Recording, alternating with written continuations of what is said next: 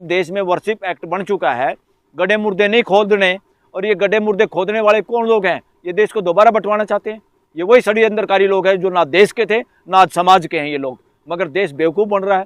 इनके झांसे में आके डरा के बटोगे तो कटोगे, फलाना करोगे, ढिगड़ा करोगे। इसलिए मैं कह रहा हूँ, जो कट्टर हिंदुत्व के ठेकेदार हैं वो इस देश के हिंदुओं के पैरोकार नहीं हैं, वो वर्णवादी लोग हैं। पहले भी वो इस देश पे अपने षड्यंत्रों से कब्जा किए बैठे थे, आज भी वो कब्जा करना चाहते हैं, लगातार उसको बनाए रखना चाहते हैं।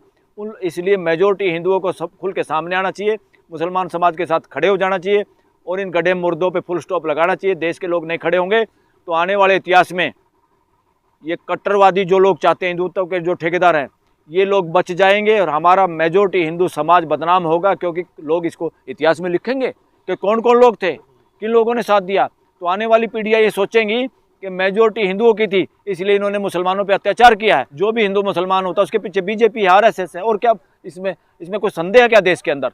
बाकी तो नहीं करता कोई। अगर और कोई करेगा तो ये लोग सरकार में बैठे हैं, दूसरे की रैली बना देंगे, उसको पकड़ नहीं लेंगे। कि इस देश में सारे मंदिरों का भी सर्वे और उनके नीचे भी खुदाई करो। बहुत सारे बौद्ध स्थानों पे कब्जा करके मंदिर बनाए हुए हैं। बहुत सारे लोगों को इन्हीं कट्टरवादी जो हिंदुत्व के ठेकेदार हैं, इसी मानसिकता ने बहुत सारे बौद्धों को मारा इस देश के अंदर। तो सारों को, अगर सारे मंदिरों की खुदाई, मैं तो सुप्रीम कोर्ट, हाई कोर्टों को भी निवेदन करना चाहता हूँ, वकील समाज को भी, कि इनकी सबकी खुदाई करा लो एक ही बार में, पूरा करो झंझट। और सारे में हम मुसलमान समाज को भी तैयार कर लेंगे, उनसे भी रिक्वेस्ट कर लेंगे, भाई वो भी मान जाओ, तुम भी एक बार इनको खोद के देख ही लेने दो, तो पता चलेगा। ज़्यादातर मंदिर डेमोलिश करने पड़ेंगे, उनके नीचे बौद्ध स्थान है, बौद्ध मंदिर हैं वहाँ पर। मैं एज एन एडवोकेट और as a student of law यही कहूँगा, इस तरह के जजों की और इस तरह की जुडिशरी की देश को जरूरत नहीं है। ऐसे सेंसिटिव मामलों में किसी जज को एक्सपर्टी ऑर्डर देना ही नहीं चाहिए, सिंपल। क्योंकि ये एक ऐसा मुद्दा है, सांप्रदायिक मुद्दा है ये, और इस पर रिलीजियस प्लेस का मुद्दा है, जो पहले अफरा तफरी दुनिया भर के सालों तक एक मामला हुआ, जिसमें सुप्रीम कोर्ट ने फैसला भी दे के राम मंदिर बनवाया।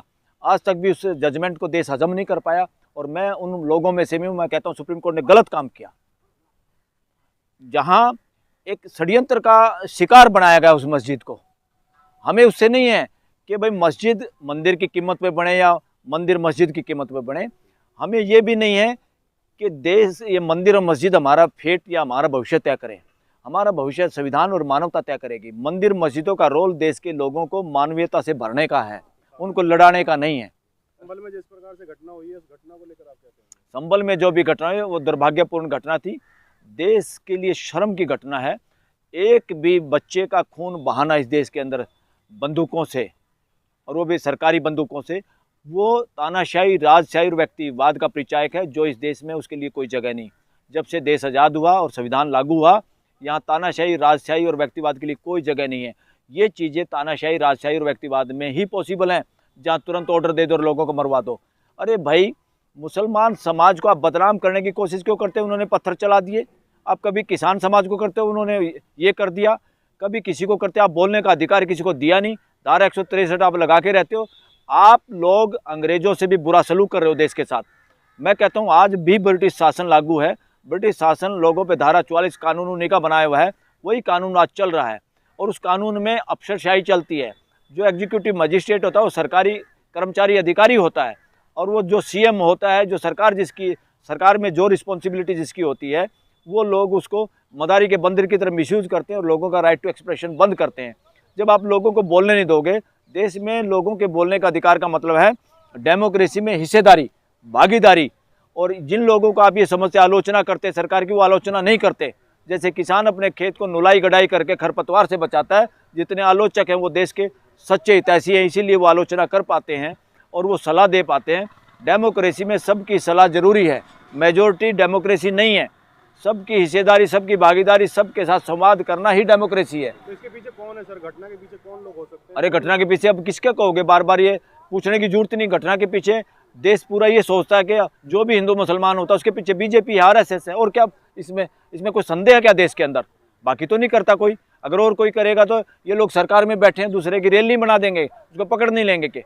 और जितनी जांच कमेटियां है, सीबीआई है, फलाना है, उनको तो तोता बोल चुकी सुप्रीम कोर्ट पहले ही। भरोसा है क्या किसी पे? पहली बात तो किसी भी जज को इस तरह करना ही नहीं चाहिए। एक्स पार्टी इस तरह के सेंसिटिव मामले में ऑर्डर करके तुरंत सर्वे के लिए चला जाए, फिर उनमें अकल नहीं। डीसी और एसपी में भी जो लैंड ऑर्डर के लिए जिम्मेदार लोग हैं उनको पता नहीं कि मामला क्या है। उसे दोनों समाज के लोगों को बुलाना चाहिए था। पहले तो गलती कोर्ट ने की, फिर प्रशासन ने की, और फिर आप कहते हो कि पत्थरबाजी की। आप किसी की आवाज़ सुनना नहीं चाहते, आप लोगों को दबाना चाहते हैं, आप लोगों को बंदूकों से डराना चाहते हैं, उनसे बात तक नहीं करना चाहते, और फिर आप उसके नारे दे के इलेक्शन जीतना चाहते हैं। फिर कहते हो मुसलमानों ने पत्थर बरसा दिए। ये पत्थर क्यों बरसाए? ये पत्थर क्यों बरसते हैं? कमज़ोर आदमी। आप बंदूक लोगों पे तानेंगे और किसी को इस तरह से उनको फील होगा कि न्याय नहीं हो रहा, और लोग फिर उनको उन्हीं के ऊपर आरोप लगाओगे कि सीसीटीवी में इतने लोगों ने पत्थर फेंके हैं। आपने जो बंदूकें चलाई हैं, आपने जो ऑर्डर किया कोर्ट ने, आपने जो बिना लोगों के संवाद के इस तरह सर्वे करने पहुंच गए, आप लोगों की क्या ड्यूटी बनती है? डीसी और एसपी की क्या ड्यूटी बनती है? एक जज की क्या ड्यूटी बनती है देश के प्रति? और एक जिनके हाथों में बंदूक है, दूसरे सामने बंदूक नहीं है, वो खाली पत्थर हैं। तो आपने क्या सुरक्षा, पुलिस का ये काम है कि ऐसे हालात क्रिएट करें कि फोर्स का यूज करना ही ना पड़े। ऐसे हालात क्रिएट करने की ड्यूटी खुद पुलिस वालों की है, अधिकारियों की है, कि समाज से बात करते तो ये हालात पैदा ही नहीं होते। और दूसरा, जब देश में वर्शिप एक्ट बन चुका है, गड्ढे मुर्दे नहीं खोदने, और ये गड्ढे मुर्दे खोदने वाले कौन लोग हैं? ये देश को दोबारा बंटवाना चाहते हैं। ये वही षड्यंत्रकारी लोग हैं जो ना देश के थे ना आज समाज के हैं ये लोग। मगर देश बेवकूफ़ बन रहा है, इनके झांसे में आके डरा के बटोगे तो कटोगे, फलाना करोगे, ढिगड़ा करोगे। इसलिए मैं कह रहा हूँ, जो कट्टर हिंदुत्व के ठेकेदार हैं वो इस देश के हिंदुओं के पैरोकार नहीं हैं, वो वर्णवादी लोग हैं। पहले भी वो इस देश पे अपने षड्यंत्रों से कब्जा किए बैठे थे, आज भी वो कब्जा करना चाहते हैं, लगातार उसको बनाए रखना चाहते हैं। इसलिए मेजॉरिटी हिंदुओं को सब खुल के सामने आना चाहिए, मुसलमान समाज के साथ खड़े हो जाना चाहिए, और इन गड्ढे मुर्दों पे फुल स्टॉप लगाना चाहिए। देश के लोग नहीं खड़े होंगे तो आने वाले इतिहास में ये कट्टरवादी जो लोग चाहते हैं, हिंदुत्व के जो ठेकेदार हैं, ये लोग बच जाएंगे और हमारा मेजॉरिटी हिंदू समाज बदनाम होगा। क्योंकि लोग इसको इतिहास में लिखेंगे कि कौन कौन लोग थे, किन लोगों ने साथ दिया। तो आने वाली पीढ़ियाँ ये सोचेंगी कि मेजॉरिटी हिंदुओं की थी, इसलिए इन्होंने मुसलमानों पर अत्याचार किया है। हम उस अत्याचार में शामिल नहीं होना चाहते। मैं देश के लोगों से आह्वान करना चाहता हूँ, यही तो मौका है न्याय के साथ खड़े होने का, भाईचारा दिखाने का। इसलिए भाईचारा दिखाने की जिम्मेवारी, बनाने की जिम्मेवारी कॉन्स्टिट्यूशनल कोर्ट की है, सरकार की है, प्रशासन की है। अगर वो नहीं दिखाना चाहते तो अल्टीमेटली मालिकों की है, देश के लोगों की, देश की जनता की है। 140 करोड़ लोगों का देश है ये। आप कह रहे हैं इसके पीछे बीजेपी आरएसएस होती है, लेकिन मोहन भागवत जो आरएसएस प्रमुख है वो तो कह रहे हैं कि भाई हर जगह मंदिर के नीचे, मस्जिद के नीचे मंदिर मत ढूंढो, ऐसे तो फिर बहुत दिक्कत होगी। अरे ये वही है, चोर को कहो लग जा और शाह को कहो जग जा। यानी चोर को कहो तुम चोरी करो और घर के मालिक को कहो भाई जाग जा। मोहन भागवत चाहता तो हो सकता है ये? क्या समझते हो आप? तो क्या समझ रहे हो? बयान तो दे रहे हैं ना। क्या बयान दे रहे? इसको अभी तक नहीं समझे क्या? पूरा देश समझ रहा है इन बातों को। मुसलमान समाज को कुछ बहम है क्या अभी भी? सर, उपासना स्थल अधिनियम जो 1991 दिया गया है, उसके प्रति सर्वोच्च न्यायालय से बोला गया है कि सर्वधर्म का सम्मान किया जाएगा, लेकिन यहाँ धज्जियां उड़ती हुई नजर आ रही है। तो इसमें कमजोरी है, इसमें हाई कोर्ट और सुप्रीम कोर्ट की कमजोरी है, न्यायिक व्यवस्था की कमजोरी है कि इस तरह के कुकर्ते देश के अंदर हो रहे हैं और इस तरह का माहौल क्रिएट हो रहा है, इस तरह का भय आपस में हो रहा है और दुश्मनी बढ़ाई जा रही है हमारे भाईचारे के अंदर। ये मानव जाति रिलीजन की बंधक नहीं है। रिलीजन को, मानव जाति को इकट्ठा करना है, मानवता की ओर ले जाना, भाईचारे की ओर ले जाना है, और हमारा संविधान भी वही चाहता है। तो सर, क्या जो प्रदर्शन कर रहे हैं, क्या कानून की किताब में कहीं ऐसा लिखा है कि अगर प्रदर्शन करेंगे तो आप पे गोली मार दी जाएगी? नहीं, क्योंकि जिस तरीके से वहाँ पे मौतें हुई है 5 लोगों की, ये गुंडागर्दी है प्रशासन की।